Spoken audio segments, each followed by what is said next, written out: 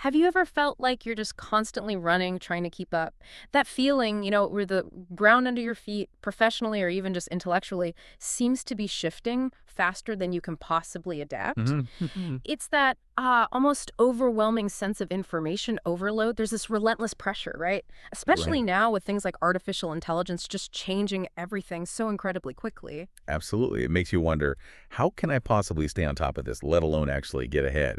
A real challenge to our sense of capability, isn't it? It really is. Okay, so let's unpack this. Today, we're diving deep into a concept we're calling the prophetic growth mindset. Right.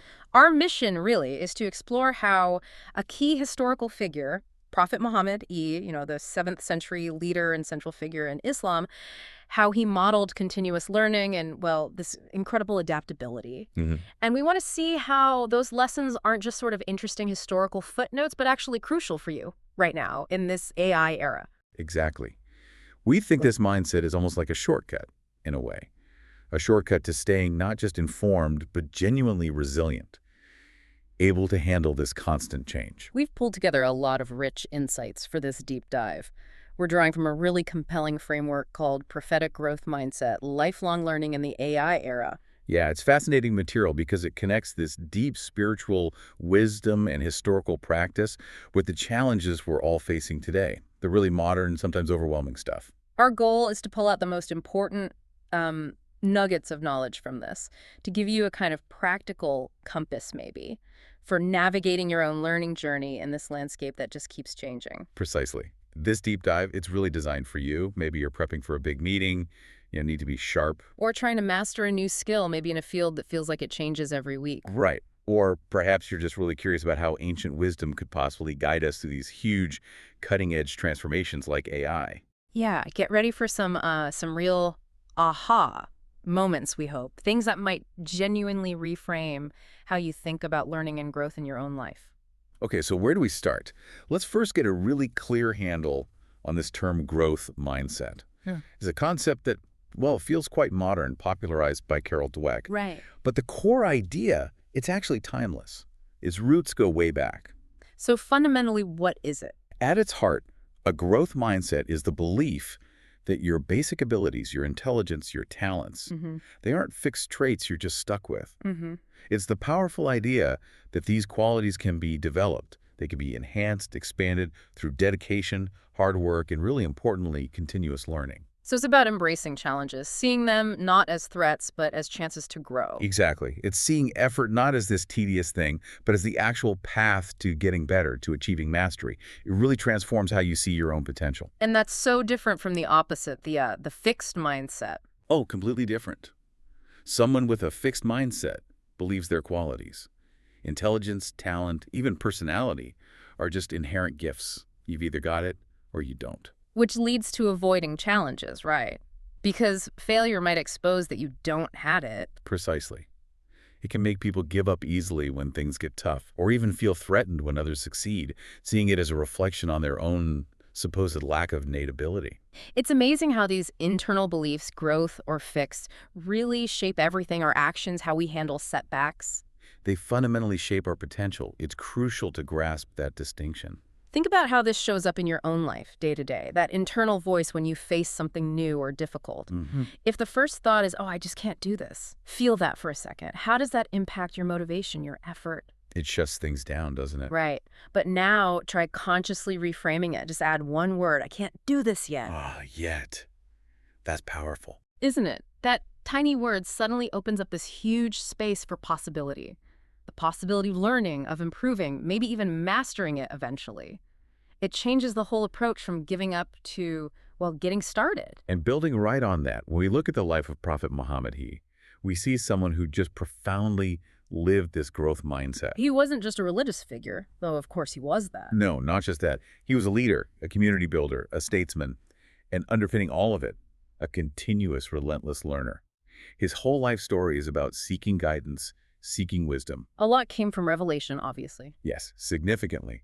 But he also constantly sought knowledge through human interaction, through observing the world, through dialogue with all sorts of people. His leadership was never static. It was this constant process of learning, adapting, refining his approach as circumstances changed, as the community evolved. That adaptability is key, isn't it? We see so many examples where he adjusted his methods. Absolutely. How he shared his message, how he organized the community, how he handled complex social or political situations. He was always learning from experience, adapting based on new information or changing needs. It wasn't just a belief in growth. It was demonstrated action, day in, day out, a real willingness to pivot. And the need to understand this, to really adopt this kind of mindset, it feels more urgent now than ever, doesn't it? Especially with AI. Oh, absolutely. The pace of change being driven by AI is just, it's unprecedented. It Yeah. can feel genuinely disorienting sometimes. Skills that are valuable today could be, well, less so tomorrow. Yeah. Or maybe even obsolete. Exactly. Entire jobs are being reimagined. The whole landscape of work, of knowledge, even how we interact, it's shifting under our feet, and it feels like it's speeding up. So what does that mean for you listening right now? In this AI era, lifelong learning isn't just, a nice thing to do for personal enrichment. No, it's not a luxury anymore. It's become a fundamental requirement for personal survival, for professional survival. If you stop learning, if you rely only on what you already know, You face a real risk of becoming obsolete. Your expertise can be outpaced so quickly by new tech, by AI, by new ways of doing things. which leads to that critical question, how do we not just keep up, but actually thrive in this environment? How do we stay relevant? That's the core question. And it's vital to stress this isn't just about learning new tech skills like coding or AI prompting, though those might be important for some. That's broader than that. Much broader. The growth mindset in the AI era demands adaptation across the board, intellectually, emotionally, ethically. Intellectually, Yeah. being flexible in your thinking, grasping new ideas quickly. Yes. And emotionally, developing that deeper intelligence to navigate change, anxiety, human-AI collaboration. Ethically, having a strong moral compass for these complex new technological landscapes where the lines can get blurry. So it's a whole person evolution, really. Exactly. An all-encompassing approach to continuous growth. Okay, and here's something really foundational to this prophetic perspective. To get to the roots, we have to look at revelation itself. Specifically, the very first word revealed to Prophet Muhammad, Ah, yes. Iqra. Iqra, which means read or recite. Think about the significance of that being the very first command. It wasn't just a minor instruction, was it? Not at all. It immediately established learning, literacy, the pursuit of knowledge as the absolute foundation of the faith. Not an add-on, but the starting point, the very opening gate. And Iqra meant more than just literally reading words on a page, didn't it? Much more. It implied this active, deep engagement with the whole world, observing nature, reflecting on meaning, critically examining existence. It was an invitation to understand, to synthesize, to draw lessons from everything. So taking that wider view, it suggests knowledge isn't just part of spiritual life. It is the gateway, the path to understanding your purpose, your place, your responsibilities. And that call to engage your intellect runs all through the Quran, right? Oh, absolutely. The Quran is filled with verses actively encouraging this, encouraging reflection tafakkur, encouraging reasoning taqwa, encouraging deep observation tadabbur, of nature, of human experience. It's constantly prompting you to think, not just accept blindly. Exactly. Look at the sky, the earth, your own creation. Look at history. These aren't just facts. They're presented as signs, ayat, to draw lessons from, to deepen understanding, to gain wisdom. It fostered this whole culture where asking questions, seeking evidence, using logic, these were valued, not discouraged. Highly valued. They were seen as integral to faith, not opposed to it. Which makes you wonder, doesn't it? How often do we really stop and look at the world around us with that kind of inquisitive, analytical spirit, seeing every detail as a potential lesson? And it wasn't just intellectual encouragement. There were incredibly practical steps taken to promote literacy, weren't there? Treating it almost like a sacred act. Yes, remarkable examples, like offering prisoners of war their freedom. Not for money, but if they could teach 10 Muslims to read and write. That's extraordinary. It shows such a strategic commitment to building the community's intellectual capacity, valuing learning over immediate gain. Absolutely. And the high status giving to scribes, to those who could record the revelation and other knowledge. They weren't just clerks. They were seen as vital pillars for preserving and sharing wisdom. So the insight here is that knowledge wasn't seen as optional or just secular. No, it was central. Central to practicing and understanding faith, a direct path to spiritual and community advancement. It was about informed belief, intelligent belief. So moving from the principles to the person, it's clear Prophet Muhammad didn't just preach this, he lived it. He was the ultimate learner leader. He really was. And it starts with something quite profound. His humility when faced with what he didn't know. He would openly say when he didn't have an answer. Yes, frequently. He would admit it and await guidance or revelation from Allah. This wasn't seen as weakness. It modeled incredible intellectual honesty. That's rare in leaders. Very rare. His not knowing wasn't a failing. It was an opportunity for deeper learning, for reliance on that higher source of wisdom. It underscored that perfect knowledge belongs only to the divine. There's such a powerful lesson there for us today, right? As leaders, as professionals dealing with complex stuff. Absolutely. Real leadership, especially now, includes having the humility and courage to say, actually, I don't know the answer yet, but I'm committed to finding out. Or, I need to learn more about this. It doesn't weaken your authority. It builds trust, doesn't it? It builds huge trust and respect. It fosters a culture where learning is seen as a strength, not a weakness, where admitting you don't know is the first step to actually finding out. And beyond that humility, there was his practice of active listening and asking questions. Yes, he listened so carefully to his companions, to visitors, even to those who disagreed with him strongly. And asked probing questions, not to trap them, but to understand. Exactly. Seeking clarity, seeking deeper perspective, rather than just waiting to jump in with his own point. That engaged interaction was fundamental to how we learned. And he welcomed feedback, even criticism. Remarkably so. There are well-documented instances where companions offered constructive criticism, and he was receptive, willing to adjust based on valid input, even from people lower in the hierarchy, so to speak. That level of receptivity, that's a core part of the growth mindset, isn't it? Being open to information from everywhere. Absolutely. And it created this amazing environment of psychological safety, a space where people felt safe to speak up, to question, to contribute, where collective learning could really happen. His curiosity also extended beyond his immediate community, didn't it? Engaging with people from other faiths, other cultures. Yes, engaging with Christians, Jews, various tribal leaders, people of knowledge from different backgrounds. And this wasn't just politics or diplomacy. It seems clear it was driven by genuine inquiry, too. A desire to understand their traditions, their perspectives, their wisdom. He recognized that wisdom isn't confined to one group. That really underscores the importance of intellectual curiosity and open-mindedness for us today. Hugely important.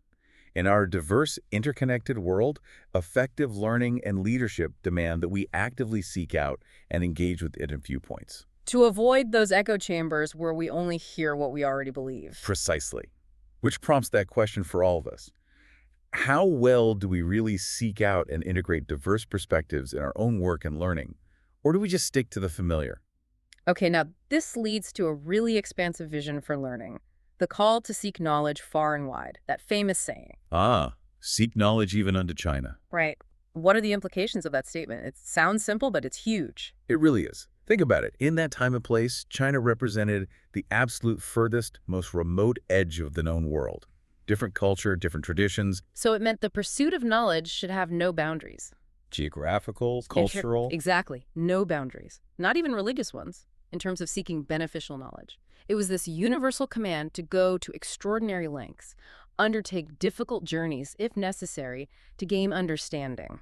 It wasn't about waiting for knowledge to come to you. No, it was an active, adventurous quest, an intellectual expedition. And alongside encouraging individuals, he built a community that deeply valued the people who held and shared knowledge. Yes, scholars, teachers, scribes, they were held in incredibly high esteem. Not just functional roles, but essential pillars for the community's health and progress. And this wasn't just talk, right? There were actual places of learning established. Yes, very early on, often centered around the mosque. These became vibrant hubs for transmitting knowledge, for discussion, for debate. It showed a clear strategic investment in the community's intellectual capital. Recognizing that progress, resilience, even spiritual depth depended on cultivating knowledge. Absolutely. A holistic vision for an informed learning society. And then there's this really profound layer, elevating the act of learning and teaching itself. Making it an act of worship. Yeah, not just an academic thing, but something sacred that brings you closer to the divine. Exactly. What's so fascinating is that learning wasn't just for career advancement or personal gain, although those could be results. It had this deeper spiritual purpose. Which must have been incredibly motivating. Immensely motivating. It imbued the effort with profound meaning. For you today, maybe that translates to finding a deeper purpose in your own professional development. Connecting it to your values or a desire to serve or solve problems that matter. Precisely. That deeper why can be an incredible source of sustained motivation and resilience when the learning gets tough. So bringing this all together for modern organizations, Yeah. what's the takeaway? This prophetic model seems like a blueprint, doesn't it? A powerful blueprint for building a culture where continuous learning, skill development, reflection.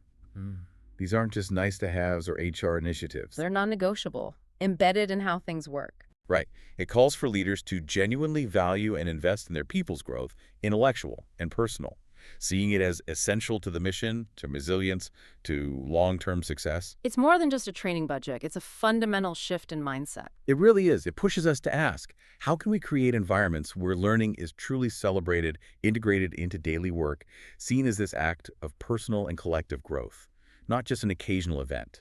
Okay, now let's look at adaptability in action. Principled innovation. There's that really striking historical example, the Battle of the Ditch. Kondak, yes. Facing this huge coalition of enemies besieging Medina, a really existential threat. And Prophet Muhammad adopts this completely new strategy suggested by Salman al-Farsi, who was Persian. Right, digging a massive defensive trench. This was totally unheard of in traditional Arabian warfare, which was more about open combat. It was a radical departure. What does that show us? It shows a remarkable openness to adopting effective methods from other cultures, even under immense pressure. Prioritizing the best solution, regardless of where it came from. Not being stuck in how we've always done things. And what's critical is that he could embrace this innovation, this pragmatic solution from another culture. Without compromising his core principles. His ethical framework remained solid. He was flexible in methods, but firm in his values. That balance seems key. It perfectly captures the essence of a growth mindset in leadership. Being able to adjust your strategies, your approaches, based on changing context or new information. While holding fast to your core values, your mission, your ethics. Exactly. It highlights that crucial difference between the means, which can and often should change, strategies, tools, techniques, and the ends, the values, the mission, the ethics that don't change. So it's about principled agility. That's a great way to put it, principled agility. Not just adapting for the sake of adapting, but adapting strategically, ethically, knowing what can change and what must remain constant as your anchor. And this ability, this principled adaptability, it feels absolutely essential for us right now in the AI era. Non-negotiable. Jobs are changing fundamentally. Tools are evolving incredibly fast. Whole industries are being reshaped. Predictable career paths. Not so much anymore. So adaptability isn't just learning new software. No. It's about that deeper mental flexibility. Being comfortable with ambiguity. Having the courage to pivot. Being open to entirely new ways of thinking, even if they challenge what you thought you knew. So what's the bottom line here? Being able to adjust your methods while staying anchored to your values. It's critical. Critical for staying relevant, effective, and honestly, for maintaining your own well-being in a world where constant change is the only guarantee. Which leads us to ask, how do we cultivate that balance, that flexibility combined with conviction in our work, in our lives? Okay, let's think about navigating this AI era with this prophetic compass. First, just consider the pace of knowledge itself. It's staggering, isn't it? The rate information is generated and spread now. Some estimates say the sum total of human information doubles every few months. Every few months. It's hard to even wrap your head around that kind of exponential growth. It really is. And in that kind of environment, trying to rely only on what you already know, having a static knowledge base. It becomes outdated incredibly fast. It's a liability, really. Believing your learning is done. That's a recipe for being left behind. Absolutely. The idea of mastery without continuous learning is becoming obsolete itself. So continuous learning now isn't just adding new facts. No, it's much more dynamic. It's constantly refreshing, updating, and sometimes critically unlearning things that are no longer accurate or effective. Unlearning? Like what? Well, think about maybe old business models, outdated technical skills, or even just assumptions about how the world works that AI is now challenging. Developers needing to unlearn old architecture principles for the cloud, for instance. It's about dismantling and rebuilding mental models. Okay, and here's where it gets really interesting. Despite AI's incredible power, Which is undeniable. Processing data, automating tasks, even creative generation. It's amazing. But there are these deeply human areas where AI just can't compete. Not now, maybe not ever. Right. And these are the areas we need to strategically focus on to double down on. What are they? Well, first, emotional learning. Real empathy, understanding complex human emotions, building deep trust in relationships. AI can simulate, but it can't feel. Then there's spiritual learning. The search for purpose, meaning faith, ethical grounding, asking those big existential questions. That's profoundly human. And ethical learning. True moral reasoning, navigating complex dilemmas with a conscience, understanding justice and compassion beyond just rules or algorithms. It's about wisdom, really. These uniquely human capacities. Yeah.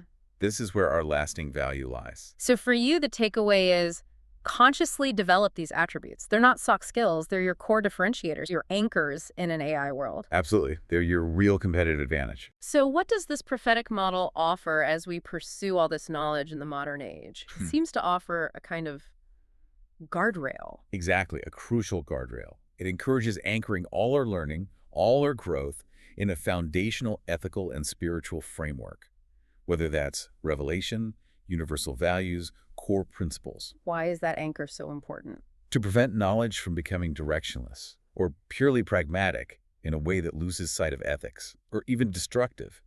Without that compass, you can gather endless data and still be completely lost. It's about ensuring knowledge builds wisdom, not just information. Yes. Ensuring it builds wisdom, purpose, ethical conduct. Knowledge with a soul, you might say. Something that elevates the human experience, not just informs it or makes us more technically proficient. And there's another benefit to this anchored approach, isn't there? It helps avoid certain pitfalls. A powerful antidote, really, to two big modern problems. First, intellectual arrogance, thinking you know it all just because you have access to information. Despair. That feeling of being totally overwhelmed by the sheer pace of change and the flood of information. How does the anchor help? It fosters humility. Reminds you there's always more to learn, your understanding is always evolving, and it cultivates resilience. Gives you that stable, ethical core, that sense of purpose, even when everything around you is changing rapidly. Which brings us to a final crucial question. How do we make sure our own relentless pursuit of knowledge actually serves that higher purpose? How do we ensure it leads to wisdom, not just more data or, worse, confusion? That's the ongoing challenge and opportunity. Okay, wow. Let's try to unpack this quickly before we finish. Just recap the main takeaways from our deep dive today. Right. First, remember that growth mindset. It's not just a belief. It's active, lifelong learning. It's humility when you don't know. It's dynamic adaptability in practice.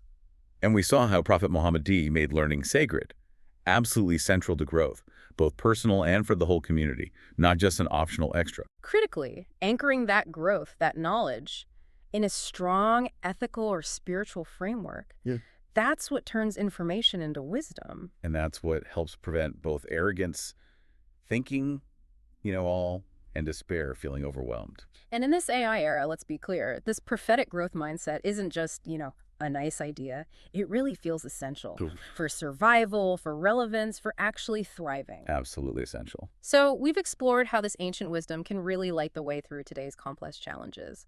As you go into your week dealing with all the changes, maybe consider this. Okay. Can you identify just one fixed mindset belief you might be holding on to right now, maybe about your own skills or a challenge you're facing?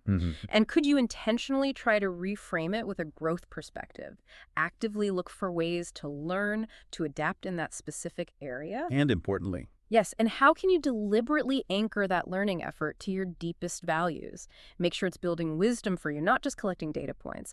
What one small new habit of learning that spirit of Iqra could you embrace this week?